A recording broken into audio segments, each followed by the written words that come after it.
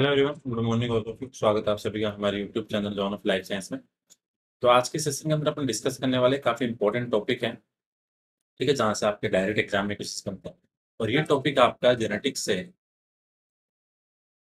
ठीक? और ये आपके जो डिसऑर्डर है, ठीक है, डिसऑर्डर से आपके असिस्टेंट प्रोफेसर के चाहे एग्जाम हो या फिर आपके जो फर्स्ट ग्रेड पीजीटी बायोलॉजी जिसको बोलते हैं उनके अंदर जो भी एग्जाम होता है, वहाँ पे आपको जेनेटिक्स से क्वेश्चन देखने को मिलता है। ठीक है, तो काफी इंपॉर्टेंट सेशन है। डिसऑर्डर के अंदर लाइक आपके जो एक तो होते हैं ऑटोसोमल वाले, यहाँ से क्वेश्चन बनता है। और कुछ डिसऑर्डर होते हैं वो आपके सेक्स लिंक्ड वाले होते हैं, तो यहाँ से क्वेश्चन बनता है। फिर यहाँ से डोमिनेंट और रिसेसिव के अलग अलग क्वेश्चन बनते हैं। यहाँ से पूछ लेते हैं कि आपके डिफेक्ट कौन से जीन में है। ठीक, डिफेक्ट पूछ लेते हैं। ठीक है, कौन सा ऑर्गन डिफेक्ट है उसके अंदर पूछ लेते हैं। ठीक है, कौन सा जो आयन चैनल वगैरह है। ठीक है, कौन कौन से बॉडी पार्ट के अंदर डिफेक्ट है, ये सारी चीजें बन जाती है यहाँ से। तो हर एग्जाम के अंदर आपको एक या दो क्वेश्चन डेफिनेटली मिलता है यहाँ से। तो इस सेशन के अंदर अपन ऑटोसोमल डोमिनेंट और autosomal recessive, sex linked dominant और सेक्स लिंक्ड रिसेसिव की अपन बात करेंगे। तो सबसे पहले स्टार्ट करेंगे अपन कौन सा, ऑटोसोमल डोमिनेंट वाला। ठीक है, तो ऑटोसोमल वो कंडीशन है जिसके अंदर आपके जो जीन है वो लोकेटेड है आपके नॉन सेक्स क्रोमोसोम पे। जैसे अगर सेक्स क्रोमोसोम पे है तो अपन उनको क्या बोलेंगे, सेक्स लिंक्ड वाले। और अगर आपके ऑटोसोम पे है तो आपके ऑटोसोमल वाले। डोमिनेंट का मतलब ये हुआ कि अगर आपके सिंगल जीन में भी डिफेक्ट है तो आपके डिजीज कोज करने के लिए काफी सफिशिएंट है। और अगर रिसेसिव है तो वहां पे आपको दोनों कॉपी के अंदर आपको डिफेक्ट चाहिए, तब जाके डिजीज आगे ट्रांसमिट होगी। तो autosomal means that gene is located on non sex chromosome, ये तो हो गया। Dominance means that a single copy of mutated gene from one parent is enough to cause the disorder. ये भी वही बात है। A child of a person affected by a autosomal dominant condition has 50% chances of being affected. क्या बोल रहा है, अगर पेरेंट्स के अंदर ऑटोसोमल डोमिनेंस के अंदर अगर आपके पेरेंट्स में डिसऑर्डर है तो आपके चाइल्ड के अंदर 50% चांसेस है उससे आपके इन्फेक्ट होने के। अगली लाइन बोल रहा है, by contrast an autosomal recessive disorder require two copy of mutated gene. Like dominant में एक कॉपी चाहिए और आपको रिसेसिव में दोनों कॉपी चाहिए। अब जो इंपॉर्टेंट चीज स्टार्ट की वो यहाँ से, जो वन बाय वन करके अपन डिस्कस करेंगे। दूसरी चीज आपको हर डिजीज के अंदर एक तो ये ध्यान रखना है कि वो टाइप कौन सा उसका। ठीक है, लाइक आपके ऑटोसोमल और सेंसलिंग, उनके अंदर भी डोमिनेंट या रिसेसिव प्लस कौन सा एंजाइम कौन से जीन के अंदर म्यूटेशन है, कौन सा बॉडी पार्ट अफेक्ट हो रहा है। ठीक है, तो डायरेक्ट क्वेश्चन बनते हैं यहाँ से। पहला आपका Huntington disease, cause the brain cells lose function and die slowly. It affects the cells in part of brain that regulate voluntary movement and memory, inhibit brain cell metabolism. तो Huntington disease आपको basic ध्यान रखना है किससे related है, आपके brain cell के metabolism से। ठीक है, ये क्वेश्चन आपको ध्यान रखना है एग्जाम के लिए, यहाँ से डायरेक्ट चीज याद रखिए। ठीक है, और क्या होगा, आपके नर्व सिस्टम को भी अफेक्ट करेगा। Second, neurofibromatosis. देखो सारे डिजीज याद नहीं होती, लेकिन जो कुछ रिसेसिव के अंदर है, ठीक है, तो डोमिनेंट के अंदर है जो पर्टिकुलर डिजीज से, हेमोफीलिया, कलर ब्लाइंडनेस हो गया, थैलेसीमिया हो गया, ठीक है, फिनाइलकीटोन्यूरिया हो गया, एल्केप्टोन्यूरिया हो गया, ठीक है, लाइसोसोमल डिजीज होगी। तो ये सारी चीजें जो इंपॉर्टेंट इंपॉर्टेंट जैसे क्वेश्चन बनते हैं अभी डिस्कस कर लेंगे। न्यूरोफाइब्रोमेटोसिस बोल रहा है को change in skin pigment, skin pigment के अंदर चेंज होगा और ट्यूमर्स बनेंगे आपके नर्व टिश्यू के ऊपर। तो वो डिजीज कौन सी होगी, आपकी न्यूरोफाइब्रोमेटोसिस। थर्ड है myotonic dystrophy, post progressive muscles loss होगा, वीकनेस होगी और माइटोनिया। माइटोनिया का मतलब होता है कि अगर एक बार आपकी मसल्स कॉन्ट्रैक्ट हो गई फिर वो वापस रिलैक्स नहीं होती। ठीक है, या रिलैक्स होने में दिक्कत होती तो उसको बोलते हैं माइटोनिया।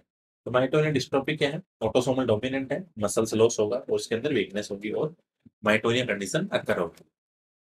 नंबर फोर है tuberous sclerosis, post tumours develop in many parts of body, these tumours are not cancerous. तो यहाँ पे जो ट्यूमर्स बनेगी वो क्या है, नॉट कैंसरस। एक चीज ये ध्यान रखिएगा। ठीक है, ट्यूबरस स्क्लेरोसिस के अंदर आपकी बॉडी के अंदर काफी टाइप की ट्यूमर्स बनेगी अलग अलग पार्ट्स के अंदर। अगली है पॉलीसिस्टिक किडनी डिजीज। पॉली का मतलब खूब सारी, सिस्टिक का मतलब सिस्ट बनना। तो सिंपल सी बात, cluster of cyst develop primarily with in kidney, causing kidney to enlarge and functions lose function ever, या वो ओवर टाइम। क्या बोल रहा है कि सिस्ट बनने से क्या होगा, आपकी किडनी है उसका साइज क्या होगा, इंक्रीज होगा और टाइम के साथ में उसका फंक्शन है वो प्रॉपरली वर्क नहीं करेगा, धीरे धीरे धीरे धीरे कम फंक्शन करेगा। तो ये हो गया कि पॉली का मतलब खूब सारी सिस्ट किसके, किडनी के अंदर। अगले डिजीज में चलते हैं, फेमिलियल पॉलिप्स कोलाई। ठीक है, इसके अंदर आपको ध्यान रखना है कि आपका जो एपीसी जीन होता है उसके अंदर डिफेक्ट होता है, ठीक है। एडेनोमेटस पॉलिप्स कोलाई, ठीक है, कोज एक्स्ट्रा टिश्यू। पॉलिप का मतलब एक्स्ट्रा, मतलब to form in large intestine, और लार्ज इंटेस्टाइन के किसके अंदर, कोलन और रेक्टम पार्ट के अंदर। सिंपल सी बात है, आपके लार्ज इंटेस्टाइन के कोलन और रेक्टम पार्ट के अंदर एक्स्ट्रा टिश्यू फॉर्म होंगे, और उन टिश्यू के लिए जो जीन रिस्पॉन्सिबल होगा वो होगा आपका एपीसी जीन। अभी 3-4 दिन से थोड़ा हेल्थ इश्यू चलने की वजह से डिजिटल बोर्ड पे क्लास नहीं आ रही, बट मंडे से वापस आने लग जाएगी, ठीक, वापस कंटिन्यू हो जाएगी। नंबर 7 है hereditary spherocytosis, blood disorder that cause haemolytic anaemia, ठीक है। RBC lose their characteristic disc-like shape, becoming round and spherical that cannot function like normal RBC. Simple ध्यान रखो, आपकी जो आरबीसी है वो कैसी हो जाएगी, यहाँ पे स्फेरिकल शेप हो जाएगी, गोलाकार, और ये वैसा फंक्शन नहीं करेगी जो आपकी नॉर्मल आरबीसी की शेप होती है वैसा, ठीक है। तो हेरिडिटरी स्पेरोसिस किससे रिलेटेड, आपके आरबीसी के शेप से। नंबर 8 है von Willebrand disease, life long bleeding disorder, ठीक है, तो किससे रिलेटेड है, आपके ब्लड क्लोटिंग से, in which blood does not clot properly. 9 है Marfan syndrome. Connective tissue is not normal. As a result, several body systems are affected, including heart, blood vessels, bone, tendon, cartilage, eye, skin, lungs. Defect in gene that encode the structure of fibrillin and the elastic fiber, a major component of connective tissue. तो यहाँ पे gene कौन सा responsible है, fibrillin 1, ठीक है, fibrillin 1 बोलो या इसको FBN1, ये आपको ध्यान रखना है। इसके अंदर मार्फन सिंड्रोम रहता है, और किससे रिलेटेड है, आपके कनेक्टिव टिश्यू से। नंबर 10 है Ehlers Danlos syndrome, EDS, overly flexible joint, ठीक है, फ्लेक्सिबल जॉइंट होंगे, बहुत ज्यादा ओवर होंगे, ठीक है, स्ट्रेस होंगे, और स्किन वो कैसी होगी, आपकी फ्रेजाइल होगी, ठीक है। तो ये ध्यान रखना है कि इसके अंदर आपके एलन डार्नो सिंड्रोम के अंदर। एकेंड्रोप्लासिया के अंदर क्या होता है कि जो आपके लिम्ब है, ठीक है, और जो आपके लेग्स वगैरह हैं आर्म्स के, ठीक है, आर्म्स और लेग्स के अंदर आपकी साइज क्या रहेगी, उनकी बोन्स का क्या डेवलपमेंट नहीं होगा, उसकी उससे क्या वहाँ पे आपको ड्वार्फ कंडीशन दिखेगी आर्म और लेग के अंदर। occurs when cartilage tissue does not develop in the bones of arms and legs, leads to short limb dwarfism with the upper part of arms, legs shorter than the lower portion of the limbs, ठीक है। तो आपके arms और limb में क्या रहेगा, size properly नहीं होगा, तो वो कौन सा डिजीज है, एकेंड्रोप्लासिया। नंबर 12 है फेमेलियल हाइपर कोलेस्ट्रेमिया। इसके अंदर ध्यान रखो कि जो बैड कोलेस्ट्रॉल होता है LDL, वो काफी हाई क्वांटिटी के अंदर बॉडी में एक्यूमुलेट होता है, और फिर क्या करेगा, वो आपकी जो आर्टरीज है उनको ब्लॉक करेगा। Have high level of LDL cholesterol which is bad cholesterol can block arteries, ठीक है। अब चलते हैं ऑटोसोमल रिसेसिव डिजीज, ठीक है, डोमिनेंट हो गई। अब चलते हैं रिसेसिव पे। सिस्टिक फाइब्रोसिस के अंदर आपको सिंपल सा ध्यान है, एक तो जो आपका क्लोराइड आयन चैनल है इससे रिलेटेड है, यहाँ से क्वेश्चन बनता है कि क्लोराइड आयन चैनल से कौन सी डिजीज का रिस्पॉन्सिबल है, वो आपकी cystic fibrosis. Failure of the chloride ion transport mechanism cause sticky thick mucus to build up in organs, blocking and damaging them. और इसके साथ में यहाँ पे कुछ लंग डिजीजेज भी देखने को मिलती है, ठीक है? ये आपको यहाँ से ध्यान रखना है। फिनाइल कीटोनुरिया बहुत इंपॉर्टेंट है, आरपीएससी बहुत बार क्वेश्चन पूछती है यहाँ से, ठीक है। यहाँ पे जो एंजाइम रिस्पॉन्सिबल है फेनिल एलानिन हाइड्रोक्सिलेज, ठीक है। Mutation in both copies of PAS gene cause phenylketonuria. PAS gene gives instruction to make an enzyme, phenylalanine hydroxylase, that's responsible for converting amino acid into components that we can use, cause elevated levels of substance called phenylalanine in body. तो phenylalanine है वो आपकी body में accumulate होता रहेगा, क्योंकि जो enzyme है phenylalanine hydroxylase वो प्रॉपर्ली यहाँ पे नहीं बन रहा है, ठीक है। तो राइट, इसका राइट आंसर क्या, सॉरी, क्वेश्चन कराने के राइट आंसर में बात याद रखें। तो फिनाइल कीटोनुरिया के अंदर आपको एंजाइम ध्यान रखना है, फेनिल एलानिन हाइड्रोक्सिलेज। नंबर 3 आपके ग्रेक्टोसीमिया, ठीक है, डिसऑर्डर ऑफ कार्बोहाइड्रेट मेटाबॉलिज्म, इससे रिलेटेड है कार्बोहाइड्रेट मेटाबॉलिज्म से, और इसके लिए आपको एंजाइम ध्यान रखना है कार्ब, ठीक। ग्लूकोज 1 फॉस्फेट यूरिडाइल ट्रांसफरेज एंजाइम है, ये यहाँ पे क्या रहेगा, इसकी डेफिशिएंसी रहेगी, तो आपको एंजाइम चीजें ध्यान रखनी है। होमोसिस्टिन्यूरिया, यहाँ पे आपको CPS जीन है वो ध्यान रखना है, ठीक। Body can not process amino acid methionine, और कौन सा अमीनो एसिड यहाँ प्रोसेस नहीं कर पाएगा, methionine. This cause a harmful buildup of substance in blood and urine. Defect in gene cystathionine beta synthase, which is also known as CBS gene. Simple language में समझो कि यहाँ पे जो CBS जीन है, सिस्टाथियोनिन बेटा सिंथेस, इसका काम है मिथेनिन को आगे फर्दर प्रोसेसिंग का काम करना, और अगर ये जीन यहाँ पे प्रेजेंट नहीं है तो क्या होगा, आपके मिथुनिन आपके ब्लड और यूरिन के अंदर एक्यूमुलेट होता रहेगा। नंबर 5 है लाइसोसोमल स्टोरेज डिजीज। यहाँ पे काफी टाइप की डिजीज आती है, लेकिन जो 5-7 इंपॉर्टेंट है कॉन्सिक्वेंसेस बनते हैं वो देखनी है, ठीक है। Group of more than 50 rare disease they affect the lysosome. ठीक है, लाइसोसोम का काम क्या है, आपके ब्रेकडाउन का। पहली डिजीज फेवरेट डिजीज, और फेवरेट डिजीज का एंजाइम कौन सा है यहाँ पे, एल्फा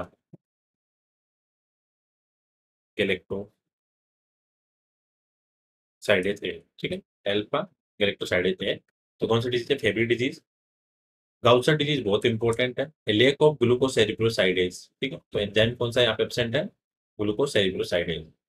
क्रेब डिजीज है, this affects the nervous system, a lack of enzyme galactosylceramidase सेरेमाइडेज। एंजाइम यहाँ पे क्या रहेगा, एब्सेंट रहेगा। यहाँ से आपको एंजाइम के नाम जान रखते हैं, ठीक।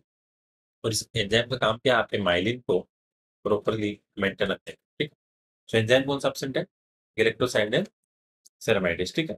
अगली है नियमन डिजीज, बहुत इंपॉर्टेंट है, ठीक है। इसका काम है यहाँ पे एब्सेंट रहेगा एंजाइम कौन सा, एसिड स्पिंगोमाइलिनेज एंजाइम, एएसएम। ठीक है, एसिड स्पिंगोमाइलिन एंजाइम। और इसका काम है स्पिंगोमाइलिन को आगे ब्रेक डाउन करने का। तो काफी इंपॉर्टेंट है, इसका आपको ध्यान रखना है, ठीक है। अगले है Pompe disease, it affect the enzyme alpha glucosidase. ठीक है, अल्फा ग्लूकोसाइडेज जो एंजाइम है वो यहाँ पे क्या रहेगा, एब्सेंट रहेगा। और इसका काम क्या रहता है, आपके ग्लाइकोजन को ग्लूकोज में कन्वर्ट करने का। तो लाइसोसोम वाली नियमांकित डिजीज, गाउचर डिजीज, ये आपको यहाँ से ध्यान रखना है। आगे चलता है विल्सन डिजीज, और विल्सन डिजीज के अंदर आपको म्यूटेशन किस जीन के अंदर है, ATP7B। ठीक है, ATP7B जीन। तो इसका काम है आपके जो एक्स्ट्रा कॉपर है उसको रिमूव करने का। सिंपल सा ये दो चीजें ध्यान रखो। Mutation of the ATP7B gene cause Wilson disease. Gene is responsible for removing extra copper from body. Accumulate too much copper, especially in liver and brain. तो अगर ये जीन के अंदर डिफेक्ट है तो कॉपर रिमूव नहीं होगा, तो लीवर और ब्रेन के अंदर वो एक्यूमुलेट होता रहेगा। Glycogen storage disease, metabolic disorder of glycogen metabolism caused by deficiency of enzyme. ठीक, तो ग्लाइकोजन के जो मेटाबॉलिज्म वाले एंजाइम है यहाँ पे वो क्या है, एब्सेंट है। सिकल सेल एनीमिया इंपॉर्टेंट चीज है। आरबीसी है an abnormal crescent shape resembling like sickle. तो आपके आरबीसी का शेप कैसा रहेगा, सिकल शेप रहेगा, जिसकी वजह से क्या रहेगा, प्रॉपर वहाँ पे आरबीसी का जो फंक्शन है वो नहीं हो पाएगा, और जो आपके ब्लड फ्लो है वो प्रॉपरली नहीं होगा। और ठीक है, which block blood from reaching different parts of body and cause pain and tissue damage। Simple सी लैंग्वेज है, सिंपल से एनीमिया की, बस यहाँ से ध्यान रखना है कि कौन सी है, ऑटोसोमल रिसेसिव। थैलेसीमिया, ये भी आपके हीमोग्लोबिन से रिलेटेड है, ठीक है। This disorder result in excessive destruction of RBC which lead to anaemia. ठीक है, अगर ज्यादा डिस्ट्रक्शन होगा आरबीसी का तो यहाँ पे एनीमिया की कंडीशन डेवलप होगी। इसके अंदर थैलेसीमिया का एल्केप्टोन्यूरिया बहुत इंपॉर्टेंट है, ठीक है, नोट कर लेना इसको, यहाँ से क्वेश्चन बनता है। एंजाइम यहाँ पे कौन सा एब्सेंट है, होमोजेंटिसिक डाइऑक्सीजनेज। ठीक है, this enzyme used to break down a toxic substance called homogentisic acid. यहाँ से आपको ध्यान रखना है, एल कैपिटल। ऑटोसोमल डोमिनेंट और रिसेसिव कंप्लीट। अब चलते हैं एक्स लिंक्ड पे। एक्स लिंक्ड डोमिनेंट के अंदर पहले आते हैं आपको विटामिन डी रेजिस्टेंट रिकेट्स। इसके अंदर आपको एक जीन ध्यान रखना है, PSEX जीन। ठीक, a group of genetic disorders that are characterized by early onset rickets due to inability to maintain adequate concentration of active form of vitamin D। तो vitamin D वाली जो रिकेट्स वाली disease है वो किसके अंदर आएगी, आपके एक्स लिंक्ड डोमिनेंट के अंदर। और जीन ध्यान रखना है कौन सा, PHEX जीन। रेड सिंड्रोम है due to genetic mutation in कौन सा जीन है, MECP2। MECP2 जीन के अंदर है, ठीक है। यहाँ पे क्या होगा, जो बोलने की है, ठीक है, जो वोकेबलरी वाली चीजें हैं, लैंग्वेज वाली चीजें, उनके अंदर ज्यादा इश्यू आता है, और ग्रोथ क्या होगी, स्लो होगी, और हेड का साइज लार्जर, ठीक है, smaller head size, larger small. Includes impairments in language coordination and repetitive movement, often have slower growth, difficult in walking and smaller head size. कौन सी disease, Rett syndrome. Fragile X syndrome बहुत important है। Question क्या बनता है कि कौन सी डिजीज ट्रिपलेट रिपीट से आपके रिलेटेड है, तो आपकी रहेगी फ्रेजाइल सिंड्रोम। ठीक है, CGG triplet repeat on FMR1 gene on x chromosome. ठीक है, FMR जीन पे होगी आपकी, और FMR की full form fragile X messenger ribonuclear protein 1। यहाँ पे क्या होगा, डेवलपमेंट डिले होगा, लर्निंग डिसेबिलिटी, सोशल और बिहेवियर प्रॉब्लम होगी। नंबर 4 आपके एलपोर्ट सिंड्रोम। एलपोर्ट सिंड्रोम के अंदर टाइप 4 कोलेजन आपको याद रखना है। ये इंपॉर्टेंट है। Characterized by glomerulonephritis end stage kidney disease, hearing loss, also affect the eye. तो आपके जो ग्लोमेरुलस है उसके अंदर इन्फ्लेमेशन होगी, किडनी डिजीज होगी, हेयरिंग लॉस होगा और आपके आई से रिलेटेड भी होगी, इसके अंदर एल्कोर सिंड्रोम। नंबर 5 है इनकॉन्टिनेंटिया पिगमेंटी, या इसको बोल सकते हैं ब्लोज सबकल्चर सिंड्रोम। यहाँ पे जीन कौन सा रिस्पॉन्सिबल है? आई, के, वी, के जी जीन, ठीक है। This rare disorder present in the first few week of life, skin lesions are typical of the disease, eye, teeth and CNS also involve. Skin lesion का मतलब होता है आपकी स्किन के ऊपर चकत्ते बनना, ठीक है, धब्बे धब्बे बन जाना, और इसके अंदर आई और टीथ सीएनएस वाले की डिफेक्ट भी देखने को मिलेंगे। जीन ध्यान रखना है, आई के बी के जी जीन। 6 है गोल्ड सिंड्रोम, इसको बोलेंगे फोकल ड्रमल हाइपोप्लासिया। जीन कौन सा रिस्पॉन्सिबल है? PORCN जीन, ठीक है, इंपॉर्टेंट है, ठीक है। और PORC जीन के अंदर क्या होगा? या तो डुप्लीकेशन वाला इश्यू, ठीक है, या फिर आपके डिलीशन वाला, दोनों में से हो सकता है। Caused by change, duplication, deletion in important gene, characteristic abnormality of skin, eye and teeth, and may also have effect on skeletal, gastrointestinal, genitourinary, neurological और cardiovascular system। ठीक है, इनके अंदर यहाँ पे डिफेक्ट होगा। जीन पोर्टन जीन। नंबर 7 पोरफायरिया, इसको सिंपल ध्यान रखो कि जो पोरफायरिन है उसको हीम में बदलने के लिए 8 एंजाइम चाहिए। कितने? 8। तो ये 8 के 8 ऑब्सेंट है, तो पोरफायरिन क्या होगा? हीम में कन्वर्ट नहीं होगा और फिर बॉडी के अंदर एक्यूमुलेट होता रहेगा। Porphyria are disorder that result from buildup of natural chemical called porphyrin in the body. 8 enzymes are needed to change porphyrin into heme. Without enough of any of these enzymes, porphyrin buildup in the body affect nervous system and skin. Simple सा ध्यान रखना है। Number 8 है एकार्डी syndrome, congenital disorder that cause malformation affecting the brain, ठीक है। तो आपके congenital disease है, ठीक है, जहाँ पे आपको मालफॉर्मेशन दिखेगा ब्रेन में, आई में और भी बॉडी पार्ट में, और बेसिकली ये डिजीज दिखेगी आपको क्लाइनफेल्टर सिंड्रोम के अंदर, ठीक है। तो क्लाइनफेल्टर सिंड्रोम वाले बच्चे होंगे उनके अंदर ही देखने को मिलेगी। और एक चीज और ध्यान रखो, जो आपके ब्रेन के अंदर जो कॉर्पस कैलोसम है, कभी कभी यहाँ पे वो आपको अपसेंट भी देखने को मिलेगा। तो क्वेश्चन क्या बनेगा कि कॉर्पस कैलोसम या तो टोटली अपसेंट या पार्शियल अपसेंट, इसमें होगा आपका एकार्डी सिंड्रोम में। अब चलते हैं एक्स लिंक रिसेसिव पे। इसके अंदर जो डिजीज आती है वो इंपॉर्टेंट होती है। पहले आपकी कलर ब्लाइंडनेस वाली सबने पढ़ी है। यहाँ से देखो रेड सेंसिंग कौन कौन कौन सा एल कौन, ग्रीन सेंसिंग कौन सा है एम, और ब्लू वाला कौन सा एस। तो कभी कभी क्या होता है कि कलर ब्लाइंडनेस में अलग अलग कैटेगरी है। जैसे 3 कौन सेल है तो तीनों में से हो सकता है कभी तीनों काम नहीं कर रही हो, कभी तीनों प्रेजेंट है बट 2 काम नहीं कर रही हो, कभी तीनों प्रेजेंट है बट आपके 1 काम नहीं कर रही हो, तो ये कंडीशन आती है। तो इनको अलग अलग टर्मिनोलॉजी दे रखी है। ट्राइक्रोमेसी देखो, all 3 types of cone are present and working properly, ठीक। और सी ऑल कलर, क्या क्या बोल रहा है कि तीनों कौन है? LMS, तीनों प्रेजेंट है, प्रॉपर्ली वर्क कर रही है। सेकंड है एनालोमस ट्राइक्रोमेसी, तीनों प्रेजेंट है बट एक क्या है? सेंसिटिव नहीं है, ठीक। All 3 type of cones present but one type is not sensitive to light, ठीक है। अगला है dichromacy, one type of cone missing so only 2, ठीक। एक मिसिंग है और यूजुअली एस के साथ में या तो एम आएगा या एल आएगा, ठीक है। मोनोक्रोमेसी ओनली वन टाइप, एक ही शेप प्रेजेंट है, ठीक है, ये आपको ध्यान रखना है। So, ठीक है, एक ही प्रेजेंट है किसके अंदर? आपके मोनोक्रोमेसी में। डाइक्रोमेसी में एक मिसिंग थी, 2 प्रेजेंट। फिर आपकी 2 इंपॉर्टेंट चीजें होती है, प्रोटोनेपिया और ड्यूटेरोनेपिया। देखो प्रोटोनेपिया के अंदर क्या है? L cone missing so can not receive red light. Deuteranopia में M cone missing so receive can not receive green light, ये आपको ध्यान है। प्रोटो में एल मिसिंग था, ड्यूटेरो में एम मिसिंग है। प्रोटोनेपिया में रेड लाइट परसीव नहीं करेगा, ड्यूटेरोनेपिया में एम नहीं करेगा, ठीक है, ग्रीन नहीं करेगा, ठीक है, यह ध्यान रखें। हीमोफीलिया ए है, इसके लिए रिस्पॉन्सिबल है कौन सा फैक्टर? एट वाला, ठीक है, यह ध्यान रखें। और इसको कौन से बोलते हैं? रॉयल डिजीज बोलते हैं, ठीक है, ये अपन पहले से पढ़ते आ रहे हैं हीमोफीलिया वाली। बस आपको यहाँ से फैक्टर वाली चीजें ध्यान रखनी है। इश्यू किसमें रहता है? ब्लड क्लॉटिंग में। Blood clotting disorder caused by mutation of the factor eight gene and leading to deficiency of factor eight, ठीक है। हीमोफीलिया बी के अंदर कौन सा रहेगा? 9 रहेगा, और इसको बोलते हैं क्रिसमस डिजीज। फैक्टर कौन सा? 9, क्या नाम है इसका? क्रिसमस डिजीज, ठीक है। Blood clotting disorder caused by mutation in factor 9 gene leading to deficiency of factor 9।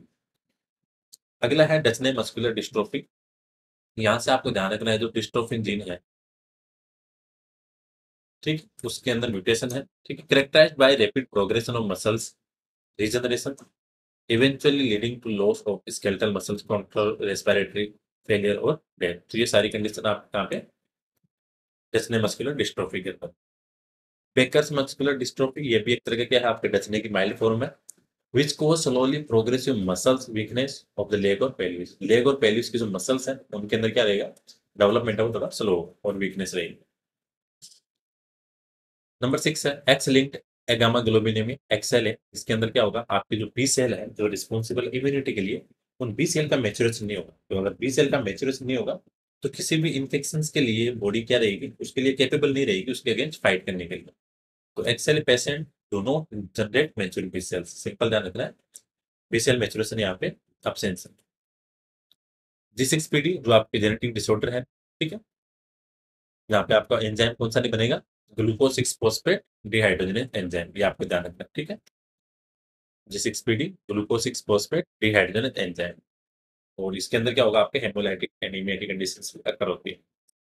तो ये इंपॉर्टेंट टॉपिक था डिजीज वाला, जहाँ से अपन ने ऑटोसोमल और सेक्स लिंक्ड वाले डिजीज को अपन ने डिस्कस किया, ठीक है। यहाँ से आपको एंजाइम ध्यान रखना है, ठीक है, डोमिनेंट है या रिसेसिव है ये ध्यान रखना है,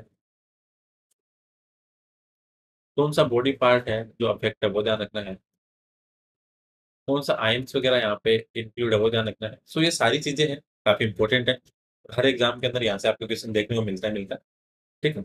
लास्ट 4-5 दिन से आपकी डिजिटल बोर्ड वाली क्लास थोड़ी एब्सेंट चल रही है, डेली क्लास भी नहीं आ पा रही है, ठीक है, थोड़ा सा हेल्थ इश्यू की वजह से, बट जल्दी वापस क्लासेस स्टार्ट हो जाएंगी आपकी, ठीक है।